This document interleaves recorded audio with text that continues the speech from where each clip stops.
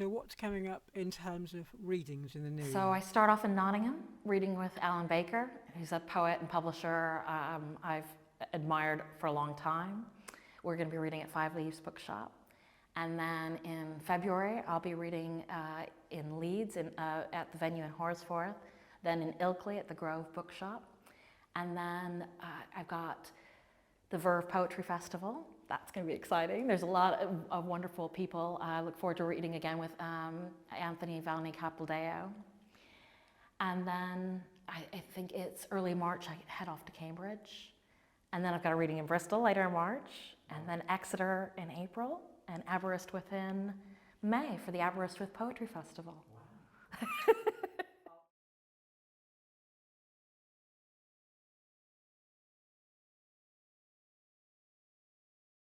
Wow. Carrie, it is such a huge honour and pleasure to be here in Bristol, in your office at Bristol University, talking to you about your poetry. Thank you for having me. I think the honour's mine. Thank you. So my first question is, from Illinois to California to London, and now the southwest of England, I wonder how each of these geographical locations have contributed to your poetry journey. That's interesting to think about. Partly because of what I'm thinking of embarking on next. I think you often look back to the last place I've been, but now at this stage with my writing, I'm finding that with my next project is going to be eco-poetry focused on here in England, on the English Commons. In fact, particularly on Little Salisbury Hill, because that happens to be the commons that is closest to me. Plus there's also the emotional resonance of the Peter Gabriel song, Salisbury Hill. So when I grew up with that song as part of my soundscape, and then to move to a house where I can see Salisbury Hill across the valley seemed extraordinary. But I'm very interested in the history of where I am now. Partly because my PhD is in Victorian fiction, so that's where I started learning about British history. But now, yes, the next thing is to focus on having always kind of looked back, now stepping forward, looking more closely at the land under my own feet. It's interesting that you mentioned Peter Gabriel, because your poetry is so musical. Thank you. I kind of wonder if having listened to someone like Gabriel at an early age have kind of maybe instilled certain rhythmic patterns in your aesthetic development to make your word feel like musical. That's really interesting. One thing I hadn't thought about before was how passionate my father was about music. He was into 50s rockabilly music in the US. As well as work from the 60s and 70s, and so that was particularly, he was a big fan of Don McLean's American Pie. That has always been a kind of touchstone song for me. And yes, I hadn't considered the way in which that might have fed into my desire to write poetry, my love for poetry, the kind of musicality that I want to bring to my words, and that I look for in poetry. The poetry I find most gratifying is that which is musical. This is a prose poem based on my point of view as an expatriate resident in the UK since 2001. My America. Daughter of Obama, daughter of Trump, daughter of a backyard strewn with the rusted shells of automobiles, daughter with a revisionist memory, the wolf released to cull the deer, the book of Revelations, the Song of Solomon, Hooters, all you can eat, wings night, an order for 2 Diet Cokes, easy ice at McDonald's drive-thru, the best taco truck in Los Angeles, free baseball caps bearing brand logos for corn seed, hardware stores, a waste disposal company, fantasy football and Fantasy Island, the annual garlic, corn, watermelon, strawberry, pumpkin festival, pumpkin spice from September through November. White policeman kills unarmed black man. 32 dead, 17 wounded at university shooting. Ranch dressing on the side. A trailer home park on the edge of town. Florida orange juice, Idaho potatoes, California raisins, Wisconsin cheese. The moon landing. Judy Garland. Sesame Street. This store offers rain checks. Daughter of Malcolm X. Daughter of David Duke.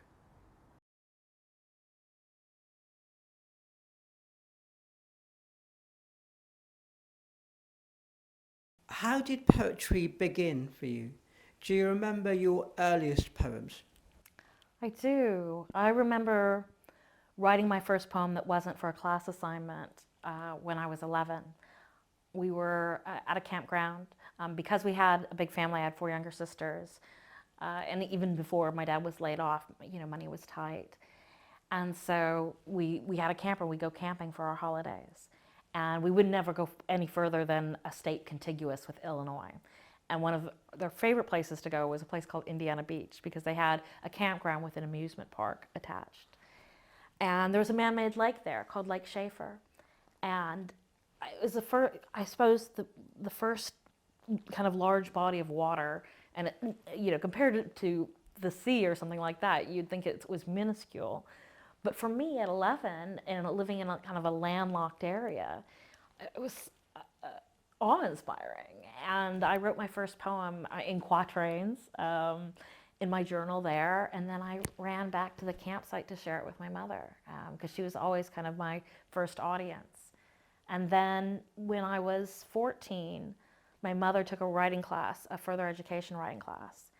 And she came home with this big tome from the library called The Writer's Market. And it had a poetry section. And so I started working from the age of 15. And when I had money, this was all before internet, of course, I would send away for a different kind of poetry magazine. And then around the same time, I stumbled on the literary magazines in the university library at Illinois State University. And that was tremendous. They had Paris Review, they had American Poetry Review, Iowa Review, Shenandoah, Prairie Schooner, Beloit Poetry Journal, even Stand and Ambit from the UK. And I just devoured it. And and I started sending my own work out to magazines. Thankfully, this was all pre-internet, so the bad work of my juvenilia is not to be found. But that got me my start, and it started to give me confidence in my writing. I think that's one of the really important things about small magazines and the role they play, the kind of validation that gave me and that drive to pursue the work, even knowing the kind of precariousness financially that might entail. I know you haven't lived in the States for quite a while, but I wonder if that small magazine scene in the US is still thriving or if it's waned. It's amazing, the small magazine scene. And I think one of the great things about the internet now is I can access online journals in the US as well as the UK and internationally. I still love to go to the Associated Writing Programs Conference. It's a big annual conference in a different city of the US every year. And there's an amazing book fair full of small presses. And I have to kind of set a budget. But we do have a kind of equivalent here in the UK, of course, with the Free Verse Poetry Book Fair in London.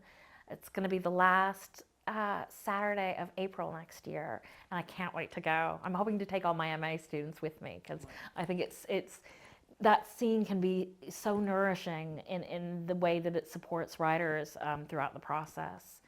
And even now, getting an acceptance from a journal, I get 3 rejections in a row, and then an acceptance comes along, and it's just like, yes, keep going.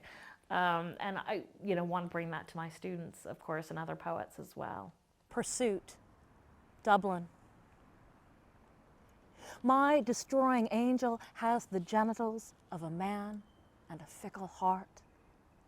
On Grafton Street, the shoppers absorb him without a shriek. Laceless shoes, ringless fingers, nothing to slow my gait. Though if he's manly, he's a fair wind.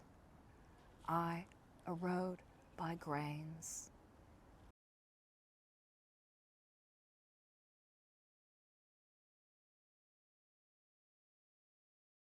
With reference to your most recent collection, Grief's Alphabet, published by Seren Books, firstly, I'd like to know what makes so many poets write about grief.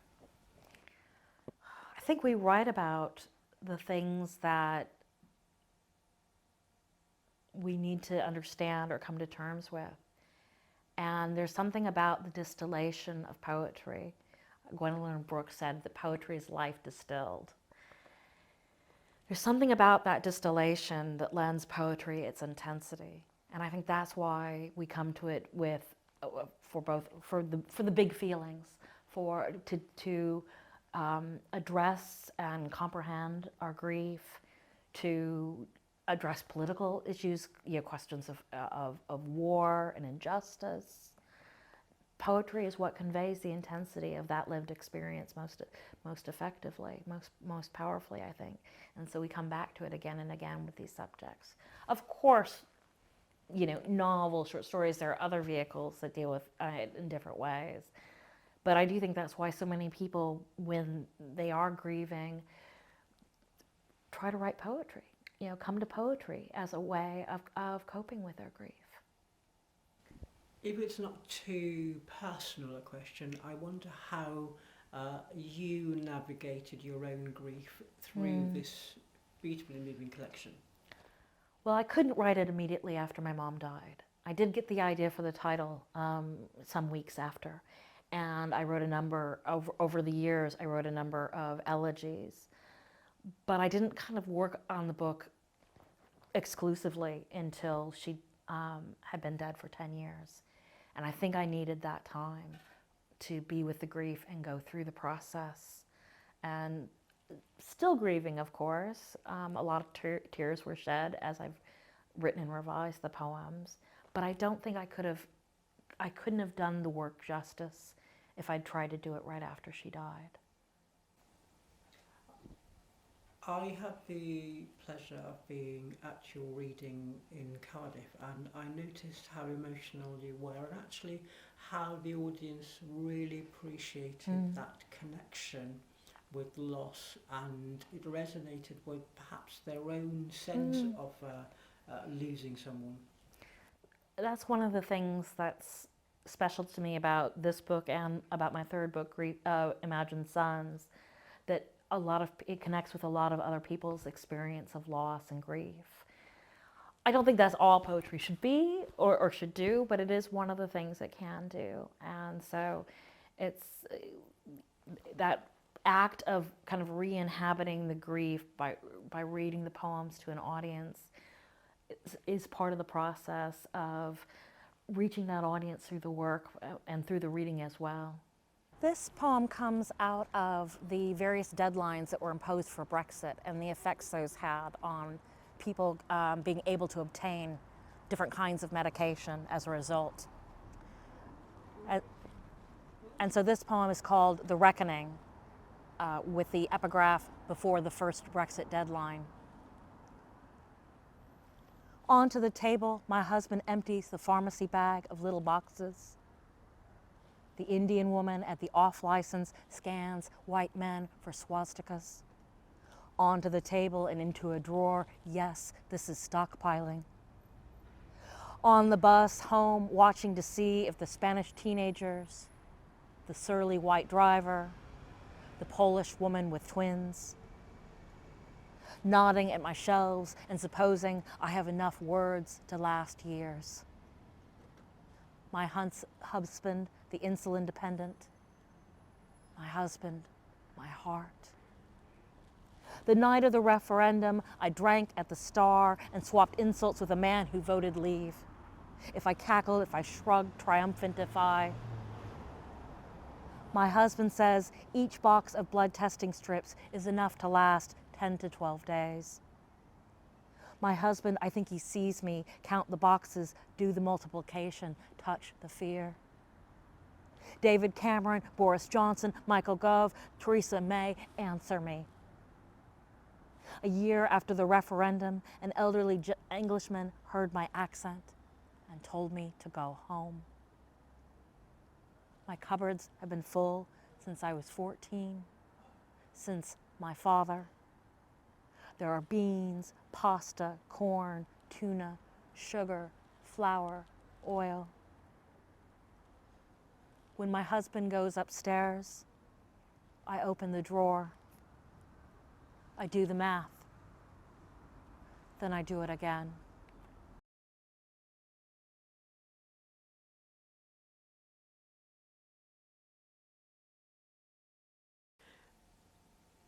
You teach creative writing here at Bristol. So, as a poetry educator, I wonder if you would say something about how aspiring poets can write about grief in meaningful ways. That's a really good question.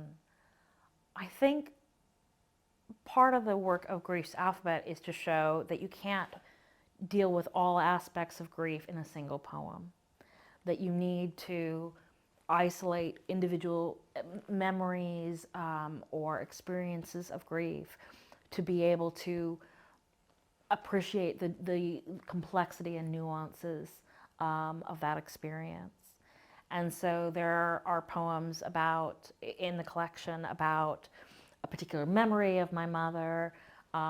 There's a poem about seeing a ruby ring in a shop and remembering that my mother's birthstone was the ruby, and getting that ruby ring as a way of kind of keeping a memory of her with me, of that kind of sense of constant contact with her memory by wearing the ring. And so I suppose that would be my first suggestion, is instead of trying to tackle the whole, I often see elegies from emerging poets that try to kind of get everything about the person they lost into a poem. And I often say, just take one memory you have of them, or one experience of that feeling of loss, and isolate that. And that's how you'll get at that intensity, not trying to throw everything into a single poem, but narrowing it down to, a particular experience or memory. And I want to ask this with as much sensitivity as possible. I mean, you've talked about that bereavement is a long process and we continue to bereave. So I wonder if we are likely to see more poems about this particular loss and maybe other losses in future poetry pamphlets and collections and projects you might be involved in. I think it's inevitable. I lost my niece, Kaylee Lusher, to leukemia in January this year, and I've written one poem for her so far. She was joyous, just a joyous young woman, and I miss her deeply, and I kind of come back to the poetry. And this is one of the other things about aging. I'm now in my mid-50s and I'm losing people. I also, the wife of the best man at my wedding died of leukemia at the age of 54 this summer after battling it for several years. So as you get older, you lose more and more people, and inevitably I'll turn to poetry as one of the ways of addressing that. But I'm also, I should add, I'm also writing short stories more and writing more fiction. My current project that I'm working on is around a series of connected short stories around an unexplained death and the possibility of suicide. And that goes back to when I was 18 and a friend of mine committed suicide. And I'm still occasionally writing poems for him about trying to comprehend his loss and the absence of him from my life today, when I would like to be him to be among the other high school friends I'm still in contact with. So yes, inevitably I'll keep writing poetry about grief. And as a a multi sort of genre writer, I wonder if you deal with subjects such as death the same way as you would in a poem, as opposed to a short story or other forms. It's quite different. Fiction allows me some cover, as it were, because I'm writing through other characters. And so the protagonist has shades of me, but she's distinctly different from me in numerous ways. As well as the character of the person who's died is quite different from the real life character, and so I'm writing about grief much more directly in the poetry, I would say, than I am in the fiction. But I'm also the fiction is really useful for understanding the kind of multiple person dynamics around grief. I try to touch on that a little bit in a long prose poem in Grief's Alphabet, Arrival, with the way all these different people are coming together around a death. But I find writing about it in fiction really useful as well. American Dream.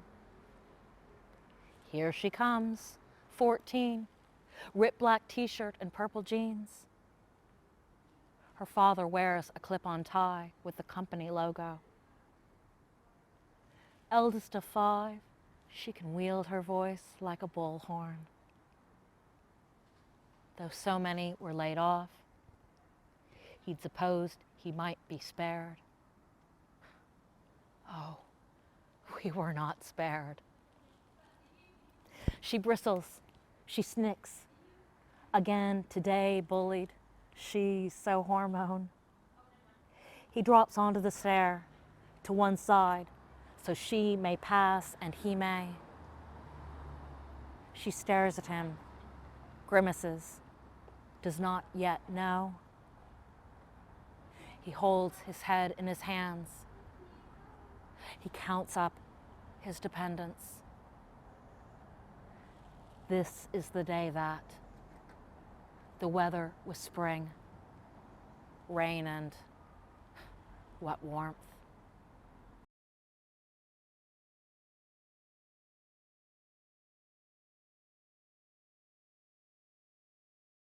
Your distinguished poetry career comprises of numerous pamphlets and collections, prize nominations and prizes, including being featured in the latest Forward Prize anthology. What sustains your desire to write poetry? What sustains my desire to write poetry? Part of it is the excitement of the poem, that process of discovery through language,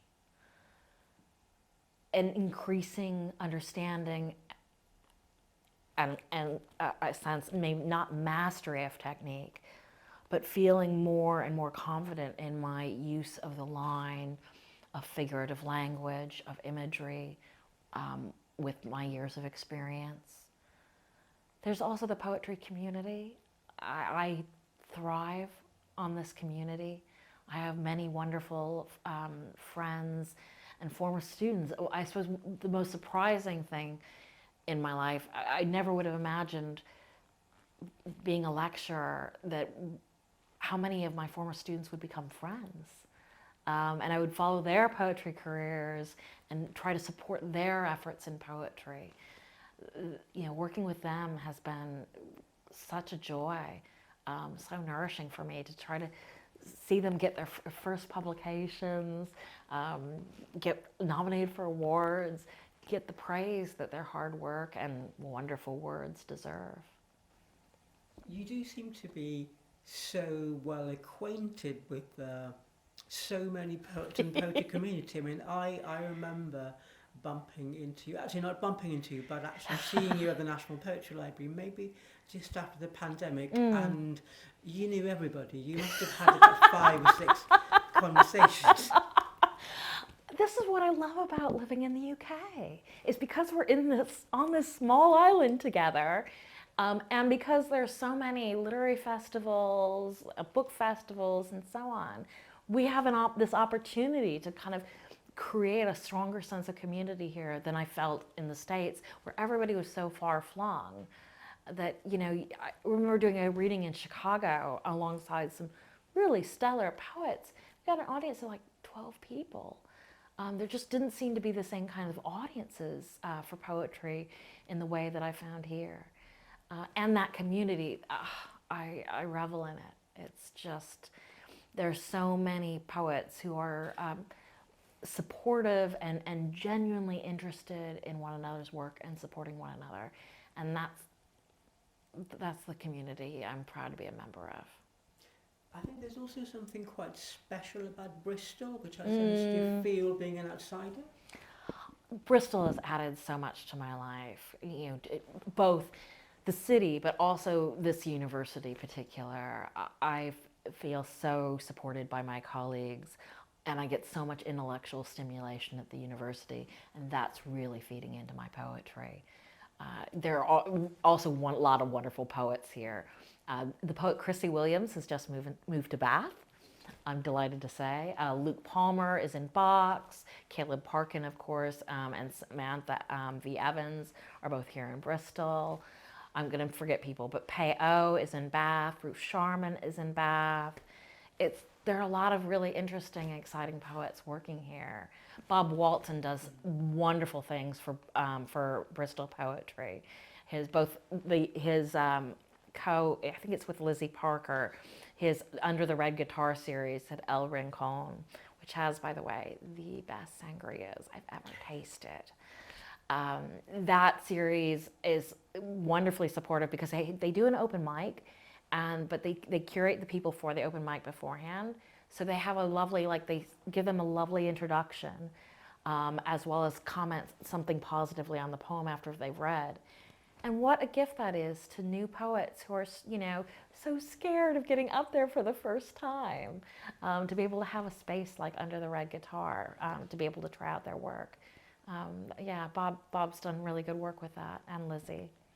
I think Bob taught creative writing both in Cardiff University and in Bristol. Ah, very good. And I think, he obviously is a Cardiffian, and I had the honour of recording a documentary with him and Cardiff poet Topher Mills, talking about the Cardiff poetry scene from the 60s to 90s. But Bob does so much for Welsh poetry in terms of bringing Welsh poets over to Bristol, which I think is hugely important as well for us, for those of us who are in Wales. Yeah, absolutely. That cross communication, both England and Wales, the US and the UK, Anglophone poets in other languages. The more intercommunication we can create, the richer the environment is for all of us. This poem is A Golden Shovel. It's a form that was invented by the poet Terence Hayes in homage to Gwendolyn Brooks, the first African-American poet to win the Pulitzer Prize for Poetry. She's also the Poet Laureate of Illinois, which, as you know, is where I grew up. And in fact, when I was a teenager, she chose my poem, The Father of No Sons, for an Illinois Poet Laureate Award.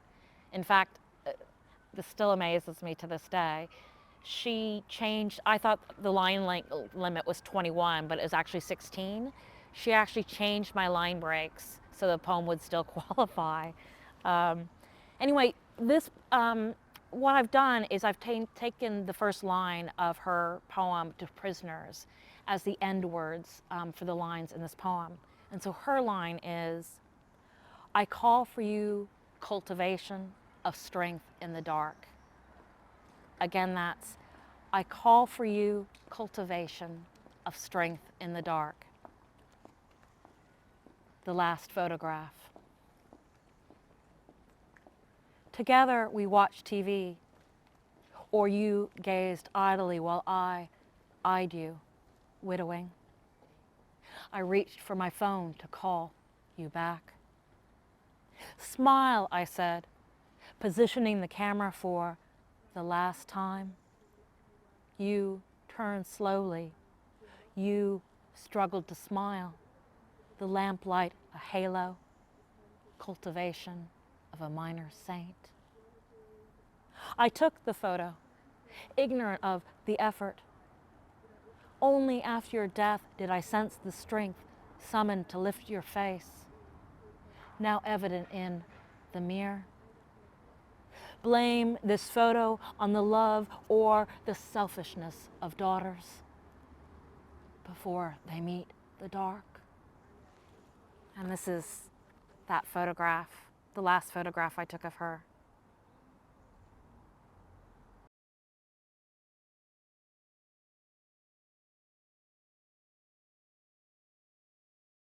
Who are the poets and writers to have inspired you? And additionally, who do you like to read for pleasure? I don't really discriminate between reading for pleasure and reading to teach myself that much. But I read everything from, I always have an audiobook, a novel on the go. I love the Wolf Hall trilogy. The writing, oh my goodness, the glorious writing. For poets, it started out with Gwendolyn Brooks in Illinois, being the Illinois Poet Laureate, becoming acquainted with her work.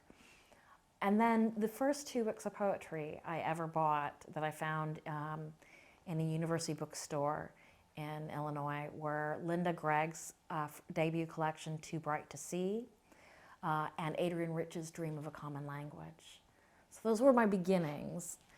And then later I went to UCLA for undergrad, and strangely, by happenstance, one of the first classes I took was 20th century British poetry.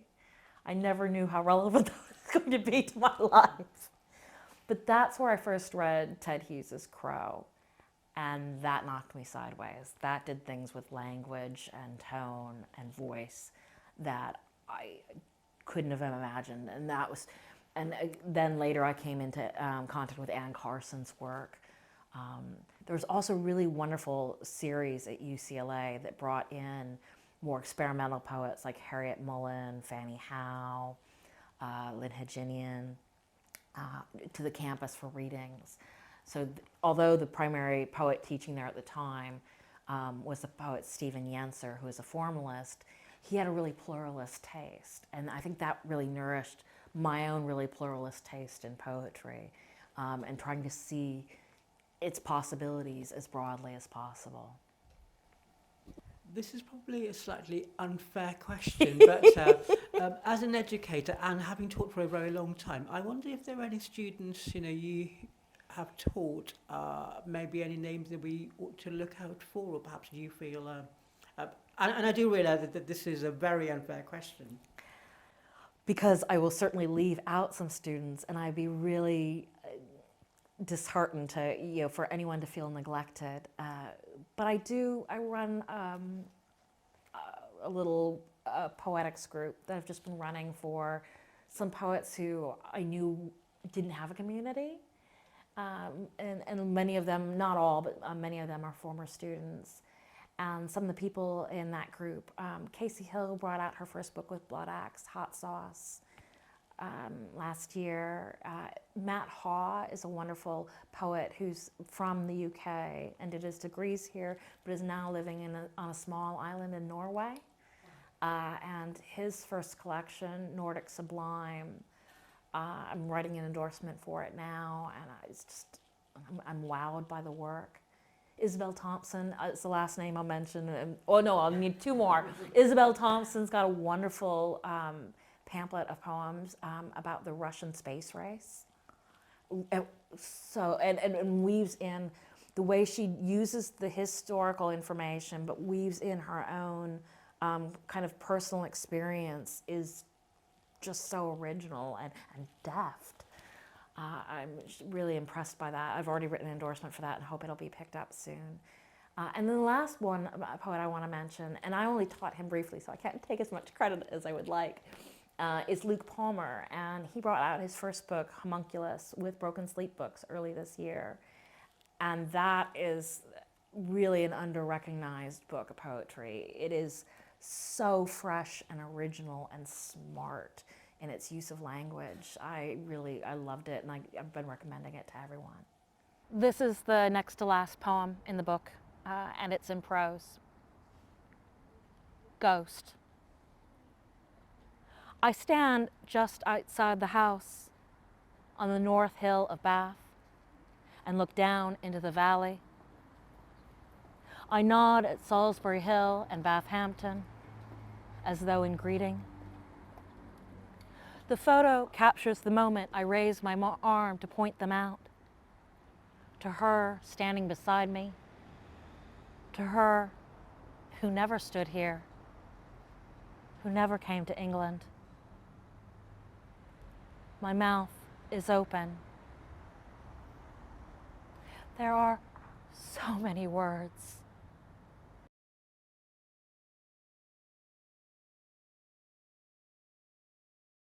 Are you working on any poetry or writing projects presently? The poetry project I'm working on presently grew out of a realization that my last 3 books, Imagine Sans, The Weather and Normal, and Greece Alphabet, were all really strongly thematically focused. My first 2, The Tethers and Divine for Starters, were much more kind of the best poems I'd written to date and thematically or tonally organized. But the latter 3 books, I realized they're all, because they were so thematically driven, there were poems that I'd written and published during that time that hadn't gone into the books that I really loved, some of which are the poems I read earlier, My America, Pursuit Dublin, and The Reckoning. So a few weeks ago now, my husband was off in Belgium for the weekend, and so I went through my annual files of poems, going back to when before these books were published, to find all the poems that hadn't made it into a book, but that I thought, I really think this has a place. And then, with Isabel Thompson's help, I put together a pamphlet manuscript. And then from that pamphlet manuscript, it's got the working title, Veer, Oscillate, Rest, which is the title of a poem that appeared in Boston Review some years ago, that I think kind of strikes the tone and the kind of the restless feeling of those particular poems. And I'm hoping there might be within those poems as well, a full-length book manuscript. And that's part of, I suppose, what I use pamphlet manuscripts for, is to kind of test out a new direction or interest in my poetry and see how it lands, see how well it's working. And so hopefully this pamphlet/chapbook will come out, will find some audience, and I'll see whether this is working well enough that I want to develop it into a book manuscript. I wanted to ask something about this idea that, just working things out in pamphlets. I mean, what I've really enjoyed in not just the latest collection, but the number of the collections I've read by you, is how the poems actually speak to each other.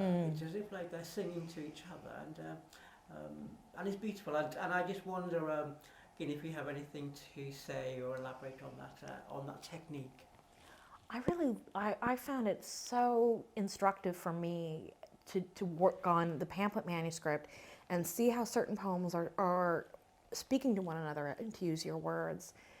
And then by living with that manuscript through giving readings, through people's reviews of the work and so on, I then get the opportunity to kind of develop a more intimate understanding of the way those poems are speaking to one another, and then I can bring in other poems into the mix to grow that into a book manuscript. I did that with Imagine Sans was preceded by The Sun. The Weather and Normal was preceded by Scar. But Greece Alphabet came together too quickly to be able, well, it was, I was writing toward it since my mother died, but then when I actually kind of brought everything together, that all happened in quite an intense period. So this is the next thing, is to try out these poems that I've been writing alongside these other collections, see how they're speaking to one another, and see whether that might be an opportunity for a longer work down the road. Diolch yn fawr. Thank you very much, Carrie. It's been such a pleasure finding out about your poetry, your processes, and what inspires you. Thank you so much.